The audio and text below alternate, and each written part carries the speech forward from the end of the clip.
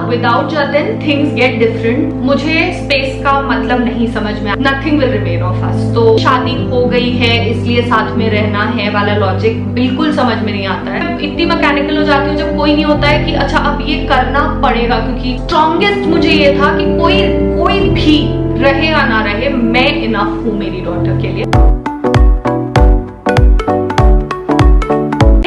Welcome back to our channel. For all those who are new here, we are Aparna, Jatin, Shaq, and for all those who've been connected with us, thank you so much for showering so much love and helping us stay motivated. आज का जो vlog है वो basically to a large extent about me and Jatin है, और कुछ questions मैंने ऐसे भी लिए हैं which included only me because Jatin is shooting so he couldn't be a part of it, but I tried incorporating जितने questions आए थे उसमें हम दोनों से related जो मुझे लगा कि मैं आंसर कर सकती हूँ, and उसके साथ जो about me those I've tried and incorporated. Let me know in the comment box आपको ये सारे series जो हैं इनमें sit down videos कितना entertaining लग रहा है, whether you want me to continue to do it or no, and और कोई ideas हैं तो please let me know because अब Jatin बॉम्बे चले गए हैं for his shoot, तो बहुत ज्यादा मेरा मन नहीं करता to make day vlogs until कुछ specific हो रहा है because normally routine with आश्रिका सेम हो जाता है, and हम साथ में नहीं रहते तो बहुत सारे ideas हम ऐसे हो जाते हैं कि यार ये भी होते, जतिन होते तो मैं ये कर लेती, he keeps telling me Aparna आप होते तो हम ये कर लेते.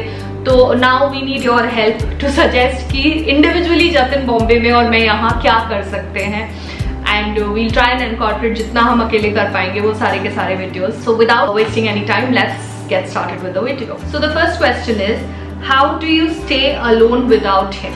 Okay, so first of all, I never stay alone. मतलब आउट ऑफ पॉसिबिलिटी होता है कि मैं 1 नाइट आउट ऑफ 365 डेज शायद अकेले रह लूँ, नहीं तो मेरे आंखों के संग आई ऑलवेज मेक श्योर कि जतिन अगर नहीं है तो I tell my sisters to come, और सैमी रहती है मेरे पास या पप्पी एंड ऑल रहते हैं. मतलब me and Anku I think we are not equipped only अकेले रहने के लिए. But coming back to the question, yeah, without Jatin things get different. I still, even though I have family and friends around, मुझे फिर भी बहुत challenging लगता है उनके बिना रहना, because I am not used to living without him. तो मुझे नहीं समझ में आता है मेरी लाइफ, मतलब फिर उस टाइम पे मेरी लाइफ चल रही होती है, it's not happening like how I say I'm happy, I'm content. वो वाली फीलिंग मेरी थोड़ी सी पीछे हो जाती है जब जतिन मेरे संग नहीं रहते. But we also understand that work is very important and we are trying to achieve certain things. We have certain goals जिसके लिए उनका काम करना और मेरा काम करना बहुत important है, because I personally don't believe in the thought कि मैं बस उन पे dependent रहूँ या वो मेरे पे dependent या ancestral property पे dependent रहे. So it's like very important that we work, and his love of work is acting जो बॉम्बे है, my love of living is in Pune and my work mostly is in Pune, so we kind of, I think it's going well. थोड़ा difficult होता है, but larger picture में it's all coming to where we think we should reach ourselves for ourselves and Aku. The next question about me and Jatin is, do you feel space is nice between husband and wives? So honestly, personally मुझे space का मतलब नहीं समझ में आता है. मतलब the maximum space I like to take is कि जिस दिन ऐसा लगता है कि आज लड़ाई हो गई, बहुत इरिटेशन है, तो वो ड्राइंग रूम में हो जाते हैं और मैं अपने रूम में, या वो में हमारे रूम में हो जाते हैं और मैं ड्राइंग रूम या आंखों के रूम में. So that's like the maximum कि हम बात नहीं करेंगे और एक साथ बैठेंगे नहीं, maybe we'll not eat together. But उसके आगे की स्पेस जो होता है कि एक महीने people don't like to stay together और they take trips only because they need space from their wives. I love taking trips and all with my girlfriends also, but उसका ये मुद्दा नहीं रहता कि जतिन को छोड़ के मुझे जाना है. मतलब जैसे अभी हम गोवा ट्रिप पे गए थे, वहाँ ओरिजिनल प्लान मेरा और ज्योति का था 5 दिन का, but because Jatin was in shooting we enjoyed as much. हम तीन एंड एबी ऑल्सो जॉइंट, तो हमें बहुत मजा आया. मतलब ऐसा नहीं था कि जतिन आ गए तो ओ माई गॉड मेरा स्पेस हैम्पर हो गया. So I personally don't need a space from my husband. I don't know about others. Let me know in the comment box. आप लोगों को क्या लगता है इसके बारे में? A lot of people say when you're lonely, you find a lot about yourself. I think what this question means is you discover a lot about yourself. Honestly, I don't. मैं बहुत मैकेनिकल हो जाती हूँ जब मैं अकेले रहती हूँ.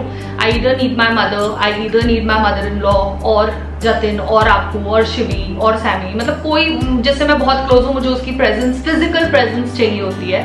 तो मेरे संग मैं इतनी मैकेनिकल हो जाती हूँ जब कोई नहीं होता है कि अच्छा अब ये करना पड़ेगा, क्योंकि सुबह उठो, ब्रश करो, ब्रेकफास्ट करो, then work, then in the evening just watch something and then sleep. मतलब जब मैं अकेले रहती हूँ तो मुझे ऐसा लगता है thank God it is 9 o'clock in the evening, my one more day of being alone has passed. So finding your self या कोई टाइप की डिस्कवरी मेरी लाइफ में तो डेफिनेटली नहीं होगी when I am alone, because I am just opposite of staying alone. मुझसे नहीं होता है. In fact, when I am with people that I like my mother, Sammy, Aku, Jatin, बहुत सारे friends हैं, ज्योति, नेहा, ये लोग जब मेरे संग होते हैं तो I find a lot more to do, a lot more to discover about myself. So me finding anything in loneliness is an absolute zero. Difference between best friend and husband.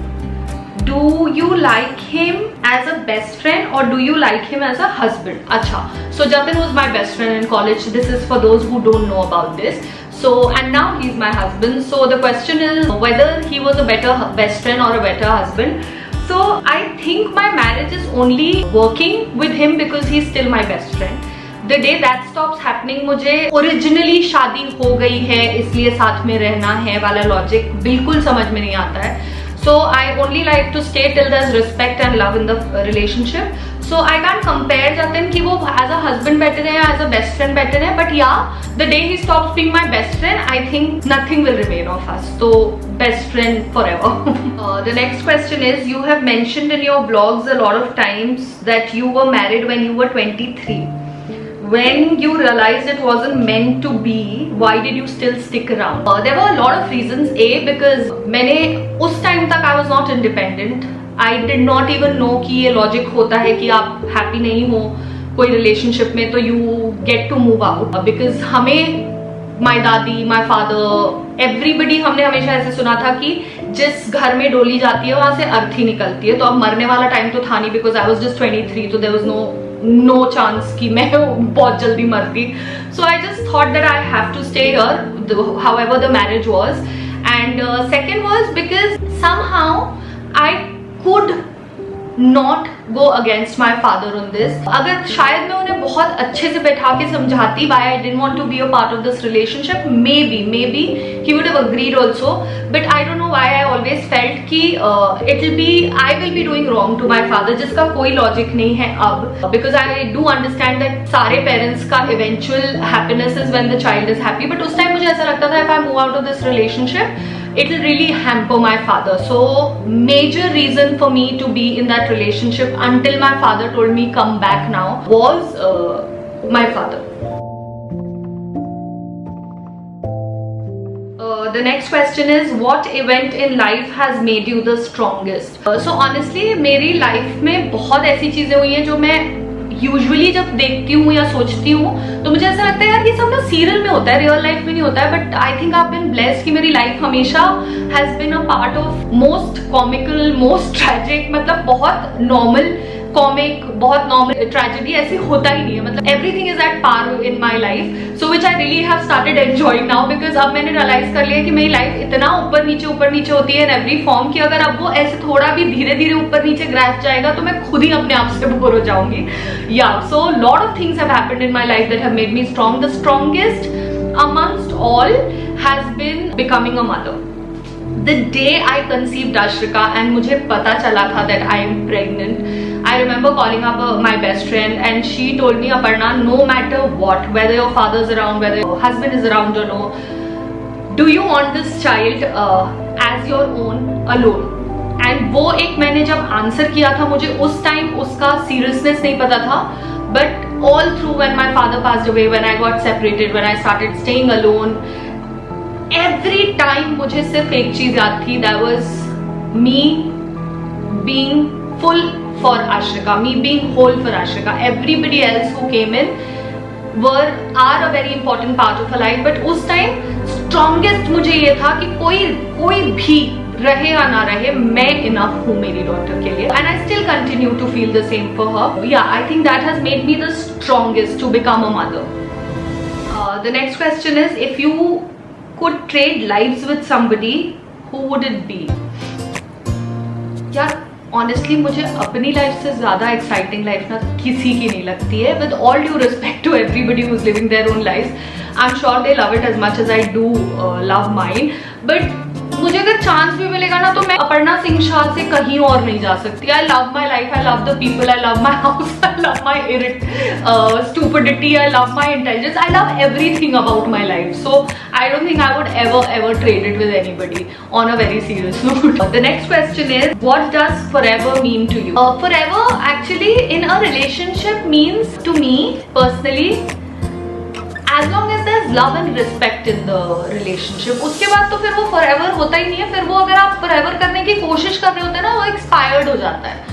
तो कोई भी रिलेशनशिप में मुझे लगता है, whether it is with your friends, whether it is your brother, sister, husband, anybody, forever करने के चक्कर में ना कि नहीं अब हमें तो साथ में रहना ही है इसलिए हम ऐसे कर रहे हैं, मुझे लगता है बहुत टॉक्सिक हो जाता है रिलेशनशिप.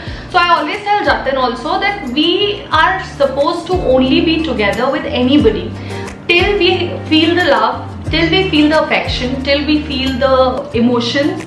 और अगर वो नहीं हो रहा है तो टॉक्सिक और गंदगी करने से अच्छा है that you move out of that relationship, any relationship. So yeah, for me forever is as long as there's real forever love and emotion. उसके बाद वो expired होता है तो वो forever नहीं होता है मेरे हिसाब से.